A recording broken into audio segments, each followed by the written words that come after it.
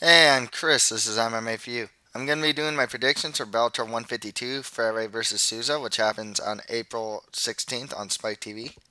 But before I get into that, I'd like to plug my own author's website at www.chrismoldon.com. I am an aspiring author specializing in this fantasy genre, and you can support my journey of me being an author by buying my first novel, an action adventure called The Mustard Prince in the Condiment Kingdom, for $8.95 at www.chrismoldon.com. Also, on my website, you can check out blogs, which are updated weekly. Um, the Writers Talk web series, which is me talking everything writing. Free short stories. There's a new one up there called The Experience. And you can buy other stories for sale as well. Okay, onto this card. I'm gonna be honest with you. I was gonna do this. If I knew that this was the maximum amount of fights, there's only 5 fights on this card.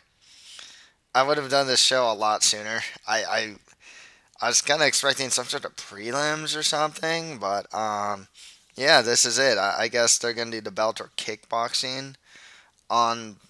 Is it like before this or something like that? Which is gonna be shown like next week or something like that. So yeah, 5 bouts. I have made sure to watch video of, if I haven't seen them before, of every fighter on this card. I'm gonna be honest, fun card. Honestly, Anastasia and Yankova, so, she's quite attractive. She makes her debut. AJ McKee, he looks like a blue chip prospect. He's actually finding a pretty decent prospect in Danilo Belluardo. Rogers versus Sakara should be fun while it lasts, and Souza versus Freire should be fun while it lasts. Let's just get started. Okay, Patricky Pitbull Freire fights Idom Kevin Souza. His real name's Idom I guess, but he goes by Kevin. I guess I'll call him Kevin Souza from now on. So Souza, 15-4 record, 13 wins by KO or TKO, 1 win by sub. All 4 of his losses are by submission. He's 31 years old. He's 6 foot. Seeing this fight on short notice. I want to say he's seeing this fight on like 10 days notice or something like that. He's moving up to 155 for this fight. Usually fights at 145. His thing is his boxing. He's particularly heavy-handed. Even when he lost to Chess Skelly in his last fight, um, which is kind of crazy. He's like what? Like his UFC record's actually pretty good. Like it's like 3-1 or something like that, or 4-1. He dropped him pretty hard. Which the funny thing with Souza is like, honestly, primarily he has like 2 punches. Like he has a cross and a hook. That's it. Like a lead hook and a cross, and that's like all of his strike. Like that is like 80% of his strikes right there are just like crosses and hooks. He didn't really use a jab. It's a good. I've seen him uppercut though. But yeah, it works for him, and he hits really hard. His ground game, not the greatest. He's not that great off his back. His takedown defense actually isn't too bad. Um, but yeah, once he's on his back, he's not that great. Patricky Freire, 15-7 record, 10 wins by KO TKO, 1 win by sub. 30 years old, he's 5'7", trains out of Pitbull Brothers. He's trading wins and losses right now. Um, he has good Muay Thai, particularly heavy-handed. He can kind of brawl sometimes. Like he'll throw this like real like loopy left hook, and while he tries to like get his opponent, he has good knees actually. I still remember he won that one fight with a flying knee and follow up ground and pound. His takedown defense is actually pretty good. His offensive wrestling is actually pretty decent too. He took down Derek Anderson in the previous fight a couple times, so he always has that on like in his bag of tricks. His overall grappling game isn't that bad. It's gonna be definitely for MMA. It's definitely gonna it should be better than Souza's. This fight's interesting, because one, I think Ferry's a more well-rounded fighter. He also hits hard, but the problem is like Kevin Souza is really tall and he fights really long. Like he really uses that reach and hits really hard. But he's saying to fight on short notice. It's kind of mitigated by the fact that he's moving up to 155 instead of fighting at 145. So that can help his cardio a bit. Um, if Freire decides to take the fight to the ground, then I think it'll be a little more easier of a win for Souza. Or excuse me, for Freire. I just can't shake the feeling that standing that Souza's gonna have the advantage just with the height and reach. I mean, I can see Freire. I mean, Freire did knock out like Rickles, who's a really tall fighter himself. I mean, I can see Freire throwing like overhands and connecting. Actually, it would. I think it might actually be a bit tough to connect with Souza.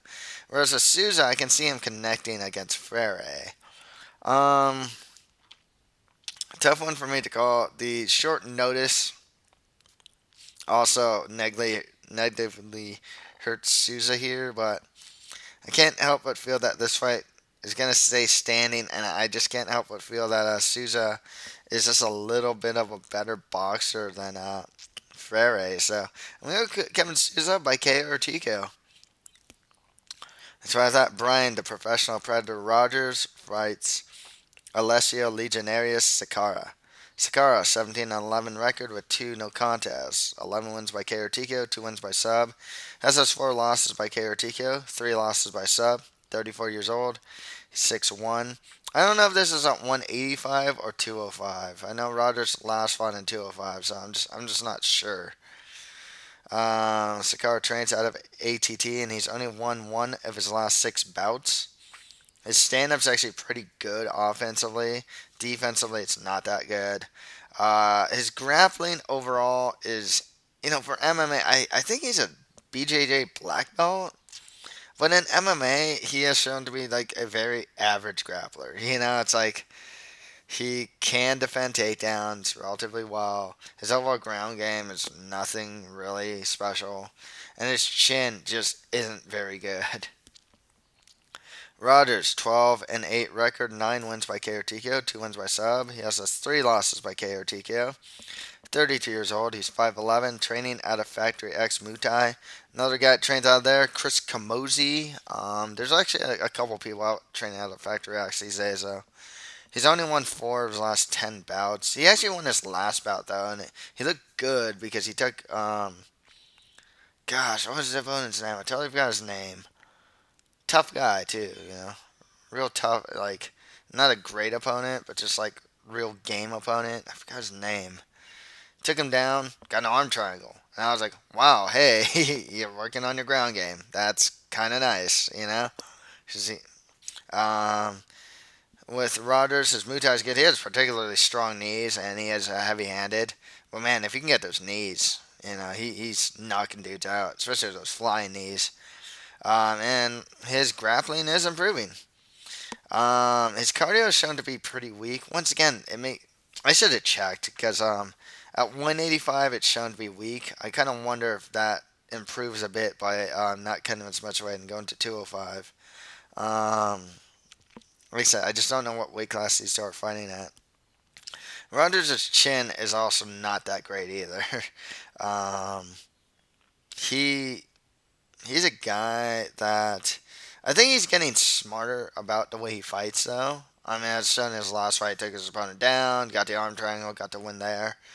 Um, but he's a guy that he tends to fade, and I don't know if his chin is bad per se, but it just seems like he fades real fast, and like in this like weakened state, he just gets knocked out like that much easier. Um,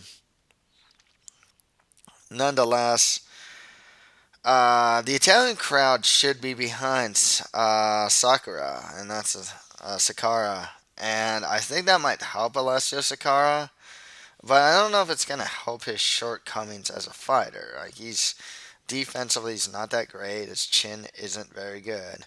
Rogers kind of has the same problems, but, like, I think at the very least, he looks to be improving upon things. Um, so yeah, I'll go Brian Rogers by KO or TKO. I think I wouldn't actually be too surprised to see him get a flying knee in there. To be honest with you, I like Rogers' variety of strikes. Um, He's more of a fast twitch guy, you know. He's just a guy. He's really explosive. You know, he really explodes into his combinations and into his offense. And I don't know if and Sakara doesn't really have that in him, you know. So yeah, Brian Rogers by KO TKO.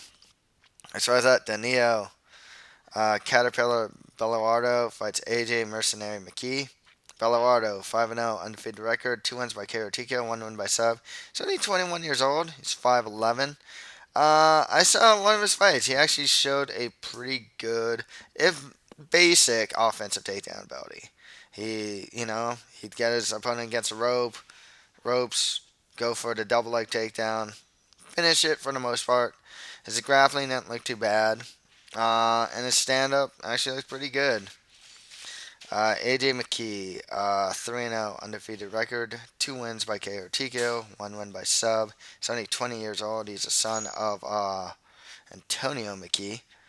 McKee's 5'10", trains at a body shop, and he's never been past the first round as a pro. His wrestling's really good. He's a really good athlete, good wrestler, really good in the scramble, and his stand-up is improving too. He's actually been knocking dudes out. It's really hard not to like AJ McKee here. His combination of wrestling and improving stand-up should get him to win here. Wouldn't surprise me if he get. I'm actually going to go with a finish. I'm just going to choose submission just because. But I do see finish nonetheless. I'm just kind of calling submission just because, you know. He can drop his opponent, maybe get an opportunistic rear naked choke or something like that, and or he just drop his opponent and be done with it. Next fight after that, Angela Pink fights Anastasia Yankova. Um, Burning Ice is her nickname, actually, if I'm not mistaken. So Yankova, 2-0, undefeated record. Both of her wins are by sub. She's 25 years old. She's 5'5". She's never been past the second round. So I saw like her first fight. I forgot her opponent's name at this point. But one thing about Yankova is that she is so raw. Like, she has this like kickboxing background or Muay Thai background, and it's really hard to see it in MMA. Honestly, she looks kind of sloppy. Everything's just raw. I saw she got mounted in that fight I watched. I forgot, like I said, I forgot the opponent's name. Got mounted. She's not that great off her back. Her arm lock ability doesn't look too bad though. She got a nice scarf hold to like arm lock from there, and I believe she beat her next opponent by like an armbar as well. Angela Pink, no pro MMA bouts. She has, according to Sherdog, she's 0-2 as an amateur. Both those losses by TKO. I saw one of her fights. I mean, she is just so sloppy. I mean, it's just sloppy stand up, terrible stand up defense. I mean, this is just an opponent put there to make Yankova look good, really. With that said, I gotta go with a finish here. Yankova's been getting submissions lately, so heck, I'll go Anastasia Yankova by submission. Despite the fact that Yankova was pretty raw, and despite her background and striking, like, it didn't look that good. But man, it looks better than Angela Pink's. So, and Anastasia Yankova by sub. Honest truth, she can get a KO or TKO. It's I'm just saying sub because so far Yankova's been subbing her opponents. She can easily get a KO or TKO though. But Yankova by finish. I'm just saying sub. And finally, Daniel the Cyborg Miceli fights Daniel Scatizzi. So Miceli, 2-0, undefeated record. 1 win by TKO, 1 win by decision. 28 years old. He's 5'7". When I saw one of his fights. He showed a pretty good offensive takedown ability, particularly good ground and pound and average stand up. Excuse me, Scatizzi, 6-2 record, 4 wins by KO TKO, 1 win by sub. 22 years old. He's 5'2". 2-fight losing streak. Trains out of SBG Ireland with the likes of Conor McGregor. Fight I saw from him was very much like Miceli's. He showed some decent offensive takedown ability. His ground and pound was good. Stand up looked average. So one's kind of coin flip for me. I mean, despite the fact that Scatizzi has like 2 losses in a row, still the younger fighter. Arguably, I would assume trains at the better camp. I'll go with Daniel Scatizzi to win by. He's a finisher, so I'll go KO or TKO. I'm seeing all finishes here, by the way. This is definitely a finish heavy card. Like these are all potent finishers um, on this card. So to recap, I have Kevin Souza beating Patricky Freire by KO or TKO. Brian Rogers over Alessio Sakara by KO or TKO. AJ McKee over Danilo Belluardo by submission. Anastasia Yankova over Anjela Pink by submission. And Daniel Scatizzi beating Daniel Miceli by KO or TKO. So that's it for my predictions for Bellator 152, Freire versus Souza. If you have any comments, just leave them below. And please support my journey of being an author by buying The Mustard Prince in the Condiment Kingdom for $8.95 at www.chrismaldon.com. So that's it for MMA for you. Thank you guys very much.